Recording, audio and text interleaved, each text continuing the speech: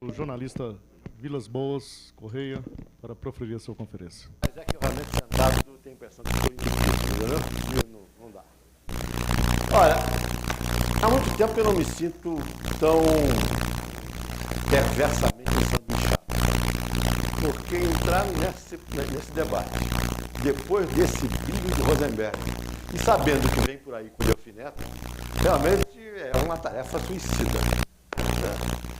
Mas vamos lá, senhores. Só peço que vocês desliguem um pouco a tomada do enfoque estritamente econômico e abram espaço para uma conversa política que é o meu tempo. Que é a minha cachaça ao longo de quase 47 anos de atividade jornalística e inteligente. E para falar de política, neste momento, não tenho como deixar de jogar um pouquinho de areia no ventilador. Eu disse areia, hein? Areia no ventilador. Porque a sensação que se tem hoje é de que, como que um pássaro em pleno voo, um voo em céu razoável de brigadeiro, as coisas politicamente caminhavam muito bem. Aqui e acolá um tropeço previsível é do jogo, e de repente esse passarinho, essa águia, esse urubu, recebeu um tiro Tiro de raspão, podia ser. À primeira vista começaram a cair algumas penas da asa, mas hoje está se sentindo, depois de um mês e tanto, que o bicho está sangrando. Essa extrema dificuldade em que o governo Fernando Henrique está tendo para encontrar uma saída, um desfecho assimilável pelo país, para esse episódio lamentável que hoje é um escândalo do Civan, certamente que tem várias explicações. É claro que ela revelou fragilidades até então escondidas no esquema do governo. Quer dizer, o esquema palaciano, a assessoria presidencial, a equipe do Palácio do Planalto é muito ruim, é extremamente deficiente. Revelou isto agora. Revelou, inclusive, um erro brutal de estrutura, que ela não tem hierarquia.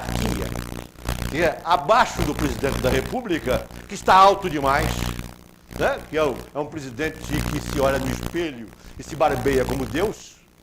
Não é isso? Não há rigorosamente nada.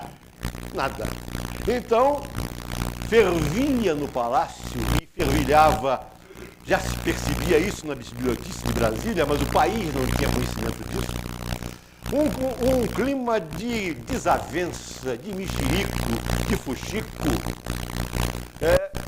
de disputa de poder, do prestígio junto ao presidente da República, que francamente é uma coisa extremamente preocupante. A presença desse pobre diabo, desse embaixador Júlio César, nesse episódio, a revelação da sua leviandade, do seu evidente envolvimento no processo de tráfico de influência, tudo isso que vinha sendo abafado até aqui, é claro que se vulnera brutalmente o esquema do governo, o esquema político do governo. Daí, tantas contradições e essa densa camada de suspeição que cada vez mais bate a posição do país. Nem o governo está conseguindo dar uma resposta satisfatória que liquide o assunto a respeito de quem mandou botar o grampo. Onde estão essas fitas cassetes? Vocês verem passar para a gente essa patranha idiota de que desmagnetizaram as fitas que custam R$1 em qualquer coisa de esquina, numa gravação desta gravidade envolvendo o chefe de cerimonial, o presidente da República, e o maior negócio dos últimos tempos desse país, de 1 bilhão e 400 milhões de dólares. Ora, um negócio desse tamanho, pela regra do jogo, né, ministro? Está 10% de gorjeta. 10% de 1 bilhão e 400 são 140 milhões. O embaixador Júlio César acha que isso no México não é dinheiro. Mas no Brasil isso é dinheiro para burro. Não é isso? Isso é dinheiro para burro. Então nem o governo consegue explicar exatamente, claramente como é que isto aconteceu, e vai jogando cabeças para ver se tapa o buraco, mas o buraco é maior que as cabeças que estão rolando. E nem o governo consegue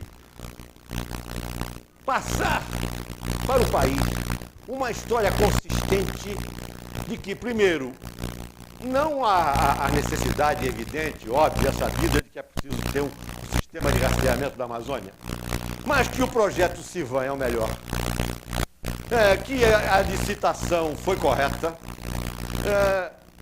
e que as coisas estão bem explicadas. O governo fugiu de quê? Da solução natural, clara, disso que era a montagem de uma comissão parlamentar de inquérito, que é um instrumento adequado para desembrulhar isso. Por que toda essa hesitação, essa dubiedade, esse enfraquecimento do esquema de governo? Muitas coisas nós não vamos saber tão cedo, e é que saberemos um dia. Mas, a meu ver, há pelo menos uma explicação um pouco psicológica, política. É que o que está sendo hoje vulnerado, o que está sendo desequilibrado, é um esquema político, é um projeto político extremamente ambicioso e que vinha dando certo. E que parecia que vinha de vento em pouco. Porque isto é um projeto político que não é para 4 anos. Isto é claramente um projeto de 8 anos, que tem que dizer 1 e mais 7, no mínimo. Projeto que fechava na reeleição. Ora, como esse projeto se armou e por que hoje ele está ameaçando fazer água, é o tema da minha rápida conversa, e o senhor não esqueça da minha hora de parar, hein? Eu não quero invadir 1 minuto do tempo do Delfim, que é um tempo que eu estaria roubando a mim mesmo. Bem, senhor. Ora, em primeiro lugar, essa história, a meu ver, começa na eleição do Fernando Collor de Mello. Na primeira eleição. O que aconteceu naquela eleição do Fernando Collor de Mello? O centro, a maioria conservadora, centrista, liberal desse país, deem ela o nome que quiser, demonstrou uma preocupante, uma inesperada, uma inexplicável incapacidade de forjar uma liderança natural. Aquele candidato natural que, quando chega na hora, é convidado a ocupar o posto. Lembra-se que naquela altura havia um candidato natural, que era o Dr. Ulisses Guimarães. Mas o Dr. Ulisses já estava fazendo água há muito tempo e a gente não percebia. Ele tinha levado o seu partido à glória e ao fracasso.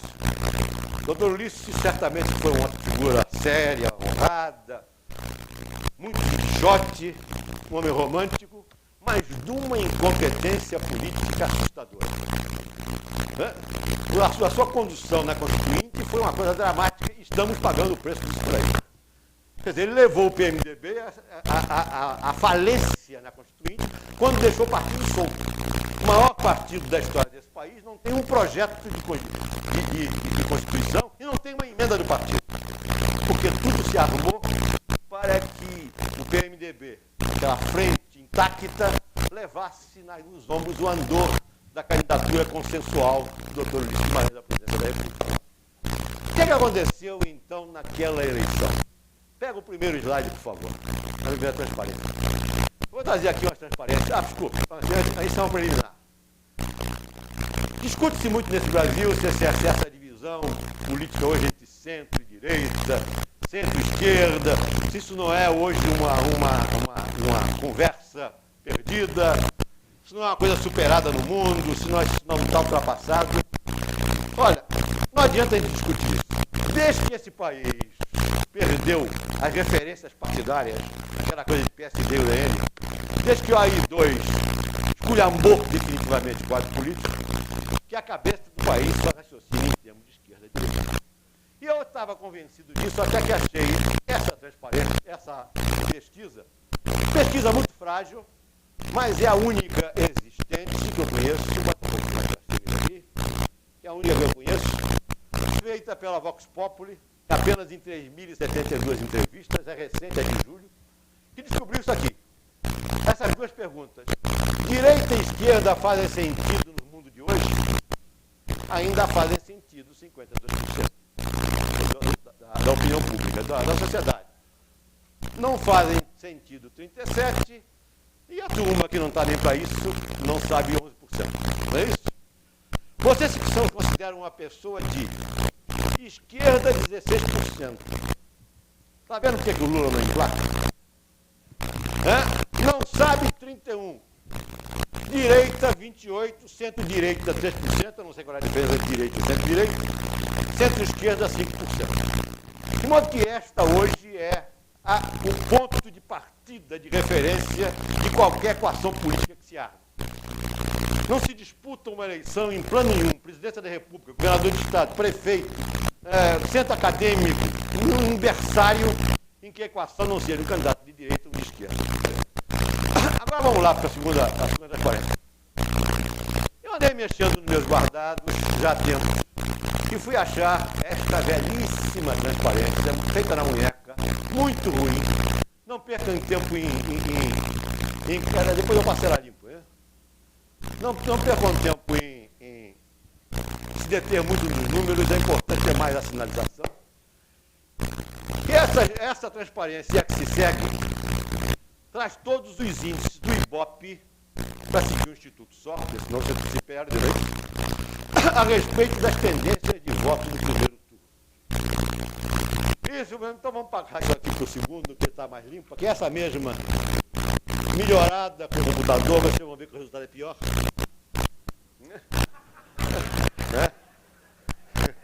O resultado é pior. Agora me deixa explicar só meu raciocínio aqui rapidamente. O que aconteceu nessa eleição, que depois se repetiu, não exatamente igual na segunda eleição, primeiro turno. Começa a campanha e o centro tenta montar um candidato próprio, um candidato natural, e não acha. O doutor Ulisses vai logo para o Beleléu, vai com 6%, vai até 3% e fica por aí. Não é isso? Há outras tentativas, outros nomes que não estão aqui, como o Jânio. O Globo tentou ressuscitar o Jânio, lembra? Até deu para fazer um artigo. Como o Jânio já dizia que estava cego, já escrevia em braille os artigos. Né? Mas isso aí não chegou a ser candidato. Não é isso? Covas teve um desempenho, até melhorou um pouquinho no final. O Afif, quem digitou isso aqui deve ser a última Afifista, porque está tudo errado. Isso aqui é 1,7. Não passou disso, foi a 3%. Saber quem é que digitou isso para mim, que é a última Afifista. Né? Tá. Pois não. Tá. Enfim, o centro não achou candidato nenhum. Não é isso? Não achou candidato. Enquanto a esquerda, naquela eleição, foi extremamente competente, porque botou as suas duas lideranças para disputar uma vaga de classificação no segundo turno e até durante um longo tempo imaginou que ganharia no primeiro turno. Ou que disputaria o segundo turno entre os dois candidatos. Lembrem-se, recordem que o Brizola liderou as pesquisas até a última, como vocês vão ver na continuação. O Lula começou bem, teve uma queda quando houve um movimento grevista que quase levou ele para o buraco, depois se recupera. E o que é que acontece? Surge das Alagoas um notório cafajeste que a imprensa foi incapaz de registrar, que já tinha assaltado a capital como prefeito e o Estado, com a mesma gangue, chefiada pelo mesmo PC Farias, mas esse cara se revela um mestre no uso do marketing. É o maior fenômeno eleitoral da história do país, a meu ver, eleitoral da história do país. Compra dois programas eleitorais do Partido da Juventude, do Partido da Gata Parida, que tem um sucesso estrondoso, e dispara por fora, sem partido nenhum. Tinha fundado um partido de circunstância, e veja, isto é um fenômeno eleitoral. Ele vem de 3%, então lá em cima, quando antes do Ibope registrar, bate 7%, pula para 15% e chega a 43%, se mantém, vai a 44%, aqui é a mesma coisa, depois tem uma quedazinha no final e se revela um grande candidato. O que é que acontece? Os candidatos naturais foram todos para o Beleléu, o centro foi todo para o candidato viável, que era o antídoto da vitória de um candidato de esquerda. esquerda, candidato de esquerda. Minha filha me ajuda aqui. Então vou botar esse velho, vamos botar esse novo já aqui. Estava pior. Então veja o final da história. No final da história, o nosso prezado Collor, que esteve acima da maioria absoluta durante quase todo o primeiro turno, cai no final, mas ainda pega 28%. O Brizola fecha a última pesquisa na frente do Lula, na verdade empatado, tecnicamente empatado, e o resto é o resto. E o resto é o resto. E vocês vão ver mais adiante aqui na última transparência, os resultados oficiais, esse aqui, ó. Isso aí. Que primeiro turno que é o que conta para isso, não é isso? Porque o segundo turno foi um mano a mano de Collor e Lula, e aí foi centro-esquerda claramente. O Collor se classifica com 28%. O Lula tem menos de 1% de diferença do Brizola. Ganha na arrancada final, naquela grande militância do PT, que faz aquela bulha invencível. Mas reparem que, apesar dos desempenhos medíocres, o Mário Covas tem quase 11%. O Maluf vai para 8% e lá vai fumaça. O Afif tem 4,53%. O doutor Ulisses, coitado, tem 4,43%. O Roberto Freire, 1%, e tá aí o resto. Tudo não existe. Aí chega a outra campanha e o que é que acontece? De novidade. Aqui, bota outra cidade. Há uma grande mudança. Você vê o que é que slide sofisticado, feito com cores, que porcaria, né? Que porcaria. O que é que acontece aqui de diferença? Em primeiro lugar, o Brizola foi soterrado pelo fracasso na sua administração no Rio de Janeiro, pelo desgaste. A esquerda vem sozinha com o Lula, liderando em posição de favoritismo absoluto. Se lembra que o Lula cantou vitória antes da hora, né? Fez aquela caravana do voto para começar a comemorar a vitória. E o centro, mais uma vez, revelou uma total incapacidade de compor uma liderança natural. Uma total incapacidade. Essa ainda foi mais desastrosa. Nem Quércia, nem a mim, com perdão do doutor eu até apostei um pouco no nome. Achei que era uma figura singular, que vinha aí, não deu certo o Amin. A única coisa que o Amin tem é que em televisão ele não pode nunca aparecer de gola rolê, né? Que aí vira o Braulio. Não é?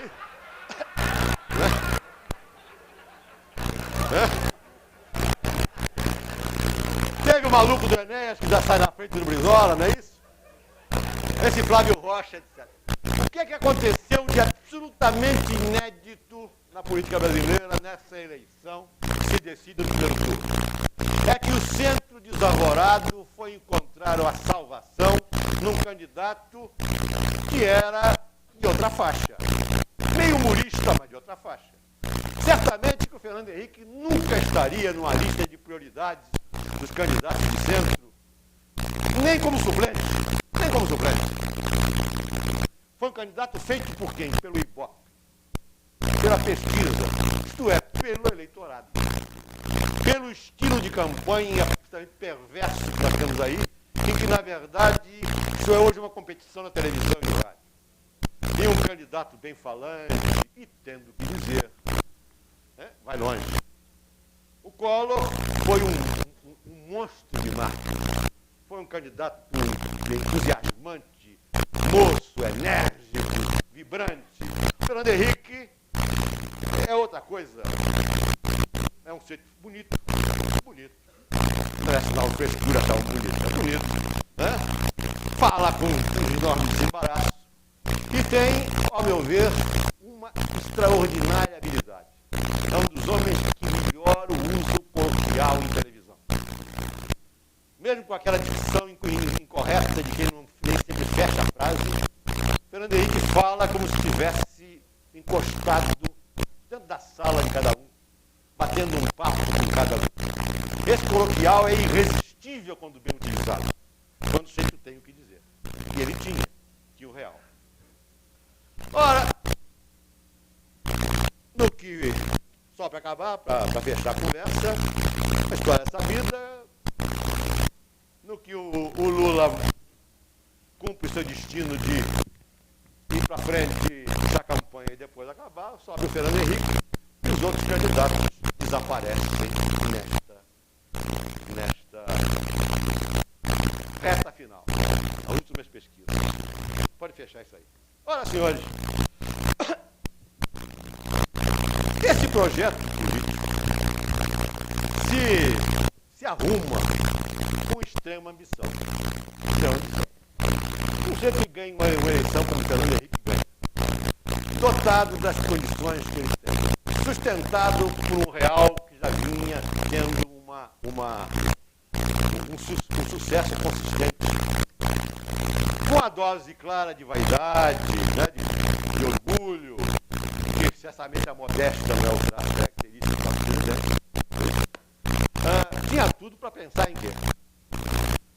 Vamos aproveitar a fragilidade do centro, a incapacidade conservadora de formar uma candidatura própria. Você olha nesse quadro, realmente aí os valores são muito escassos.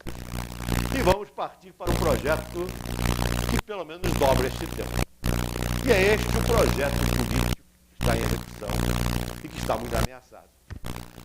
O que é que esse projeto necessita para sustentar-se?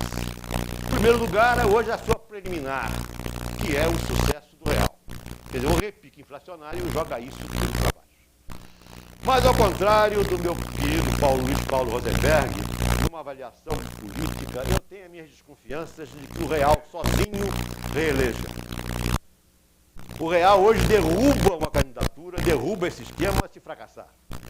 Mas ele necessita de algo mais para renovar o discurso e renovar o esquema para o jogo da reeleição. Isto é, Fernando Henrique não pode aparecer numa outra campanha exatamente com o mesmo discurso da campanha anterior. Eu vou apenas manter a inflação controlada. É preciso ter algo mais. Até porque ele tem aí um documento a ser cobrado, que é o Mãos à Obra Brasil. São 320 páginas de compromissos agendados, com datas certas, com metas alcançadas. Tem o compromisso da modernização. E tem tudo isso exprimido num prazo muito curto. A sua agenda tem datas muito apertadas, porque o seu mandato é curto. Isto é, Fernando Henrique necessita, neste fim de ano, até o começo, meados do ano que vem, acabar com a votação das emendas constitucionais. Depois vem aí a eleição municipal, que atropela tudo. Necessita que essa regulamentação das emendas mais importantes, que reclamam execução imediata, que isso seja aprovado. Ele não pode perder tempo. E precisa chegar a meados do ano que vem, até o fim do ano, com alto índice de popularidade, que leve o seu esquema a este fácil raciocínio da sobrevivência. Com o Fernando Henrique, nós do PFL, nós do PTB, nós temos a vitória garantida.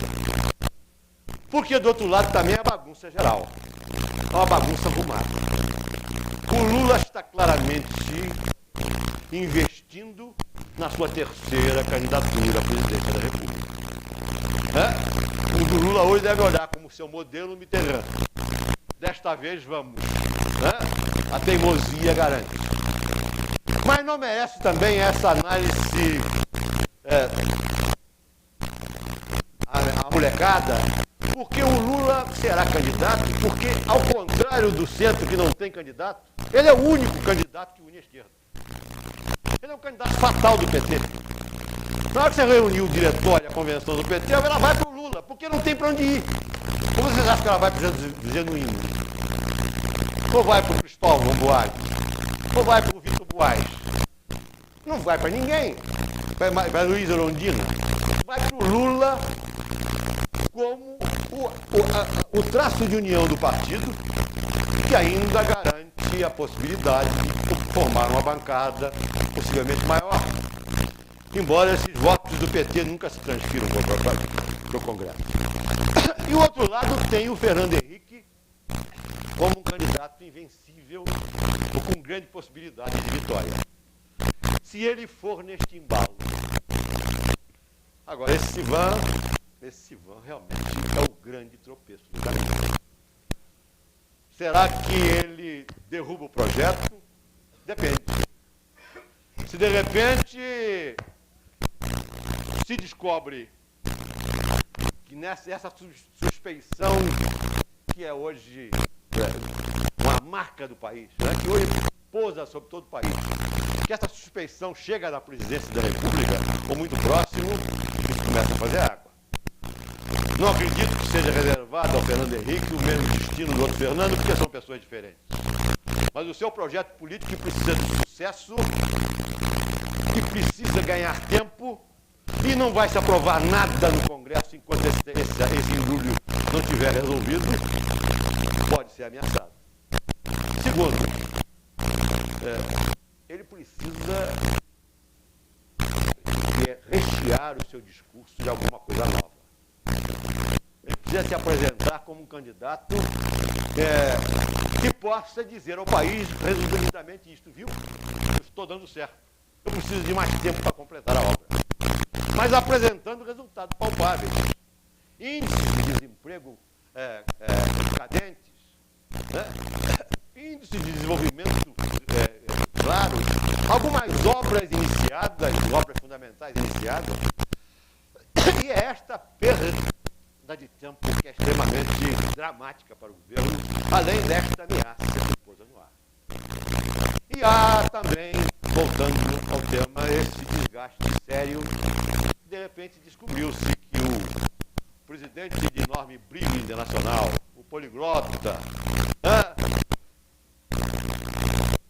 o incansável, porque realmente tem uma gana e está envelhecendo a olhos vistos, está branqueando a cabeça, aumentando os vincos. Esse presidente está sendo incapaz de arrumar a casa. Fachada linda, um fundo de cortiço. Um fundo de cortiço. E há muitos quadros disponíveis hoje para arrumar isso na sua equipe. Realmente não conheço. Eu realmente não conheço. O senhor lembra agora, o governo militar funcionava como um grande sistema de hierarquia, em que, por exemplo, o Goberi mandava no gabinete civil.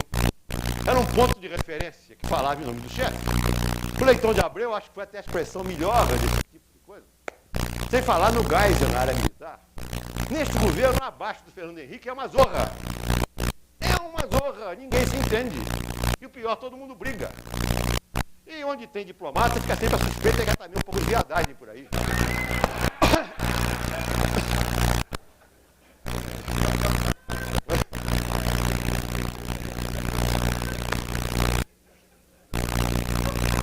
Porque as perspectivas econômicas estão muito amarradas hoje a esta visão política de que o projeto não está se desfazendo, mas está atravessando o seu período de risco mais claro. De risco mais claro, mais evidente, mais transparente. Mas que o doutor Fernando Henrique está, para repetir aí um verso que eu de vez em quando ouço no rádio, uma música muito bonita dessa Zélia Duncan, tão longe de chegar, tão perto de chegar, não, tão longe de chegar e tão perto de algum lugar. Já esteve mais perto. Muito obrigado.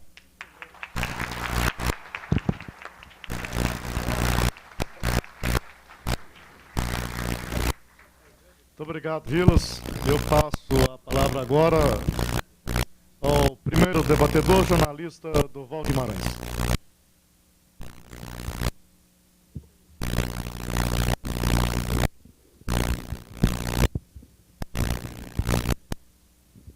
Bom dia, senhoras e senhores. Caro Vilas, eu gostaria de destacar um tema que incomoda alguns setores em Minas Gerais, que é a influência dos meios de comunicação sobre o federalismo e a própria democracia. Indo mais atrás, hoje os meios de comunicação do Rio e São Paulo vendem em Minas mais do que a soma dos jornais mineiros. Um exemplo, somente a Folha de São Paulo vende 105 mil exemplares aos domingos em Minas. O único jornal mineiro que vende em São Paulo tem 18 assinaturas naquele estado. É isso mesmo, 105 mil contra uma dúzia e meia. Também estão no Rio e São Paulo centros produtores de televisão, nos programas dos noticiários que alcançam o país inteiro. Na década de 60, ou anteriormente a isso, caso os paulistas achassem que o governo Itamar era uma república do pão de queijo, essa opinião ridícula estaria por lá mesmo. Não havia esse domínio da imprensa do Rio e de São Paulo sobre os demais estados, porque os seus exemplares alcançavam apenas alguns capitais. Agora, quando se falou que o governo Itamar era uma república do pão de queijo, parecia que era a consciência nacional que fazia essa denúncia através da insuspeita voz da imprensa paulista. Com isso, se derrubou 2 ministros da Fazenda de Minas Gerais e somente não se perpetuou a imagem de que foi um governo pífio, porque a inflação foi domesticada e a economia experimentou um período de expansão. Passou-se, porém, a imagem de um governo vacilante. No entanto, só para citar um fato recente, e bom para estabelecer comparações, na primeira tentativa do então governador Antônio Carlos Magalhães para desestabilizar Itamar Franco, ele foi surpreendido por uma audiência acompanhada pela imprensa. Recentemente, o senador Estatropa simplesmente ocuparam o Palácio do Planalto e fez o governo capitular diante das suas exigências em defesa do econômico. Eu suponho que o senador tenha recuado em seguida, quando ele se deparou com o enorme estrago que ele fez. Ele apenas queria salvar o banco e não dar um golpe de Estado, como se caracterizou na prática. No entanto, aos olhos, também na época do governo anterior, não houve escândalos, e o país ganhou até uma Copa do Mundo. Foi tetra. Agora nós estamos vendo o Civan, e sequer ganhamos um torneio, a Copa América, que é um torneiozinho do Mercosul. No entanto, aos olhos da imprensa, da nação, e provavelmente até de muitos mineiros, um permanece como vacilante, o outro permanece como estadista. Não se trata aqui de denunciar supostas injustiças, mas nós teremos novas eleições, né, novos candidatos, mas apenas indagar ao colega jornalista se ele considera esse domínio dos meios de comunicação desse Estado como relevante, ou se a democracia dispõe de outros mecanismos, por exemplo, as eleições, para superar essa distorção. Vamos ter uma conversa desfarrapada, porque a imprensa carioca também é uma empresa claramente decadente hoje. Apesar da força do Globo, da TV Globo, é a imprensa de uma ex-capital, que hoje é ex-capital mesmo. Ela levou um grande tempo de transição. Ora, o problema de imprensa regional, de imprensa estadual, desculpa, também é um problema de competência. Não tenho condições de fazer uma análise dos jornais mineiros, nem gostaria de fazer assim, mas é evidente que os jornais de Minas devem estar cobrindo mal Minas para ter esse índice tão baixo de venda. Porque o interesse da opinião pública sempre, tradicionalmente, em todo o mundo, é maior para a área mais próxima do centro. Há alguma distorção aí na imprensa mineira que ela prefia se olhar no espelho da autocrítica e verificar o que vai fazer. Agora, esse desequilíbrio também hoje é muito do poderio econômico. Em São Paulo hoje tem 2 grandes jornais, o Estado de São Paulo e a Folha, que estão nadando em dinheiro, pelo menos aparentemente. Enquanto no Rio hoje, grandes empresas como, até por exemplo, no passado recente, o Jornal do Brasil e a Manchete, está atravessa enormes dificuldades. A exceção no Rio é a Globo. E em revista, então, nem se fala, porque a Veja não é uma quinta revista do mundo. Porque esta é uma realidade paulista. Quanto à má vontade contra Minas, olha, sinceramente, é possível que um certo bairrismo paulista, de um grande estado, mas que não é, lá não está a capital do país, explique esse tipo de ressentimento. São Paulo não perdoa o Rio, porque o Rio tem praia. Não é isso? É possível que não perdoe em Minas também por este tipo de habilidade, que nem sempre é comum nas lideranças paulistas. Quer dizer, é difícil prosperar em Minas, por exemplo, um paspalho como Franco Montoro, né? Como Mário Covas. Né? Difícil. O mínimo de esperteza, de malandragem, tem. O episódio que você citou aqui do Itamar, em confronto com o Fernando Henrique Cardoso, em relação a Antônio Carlos Magalhães, é típico. O Fernando Henrique Cardoso cometeu uma enorme bobagem em convocar a bancada baiana para discutir uma solução econômica sobre o Banco Econômico, que não estava resolvida. Quando é evidente que o presidente da República só convoca uma bancada quando vai comunicar uma decisão e essa bancada vai, reverente, de joelhos, agradecer.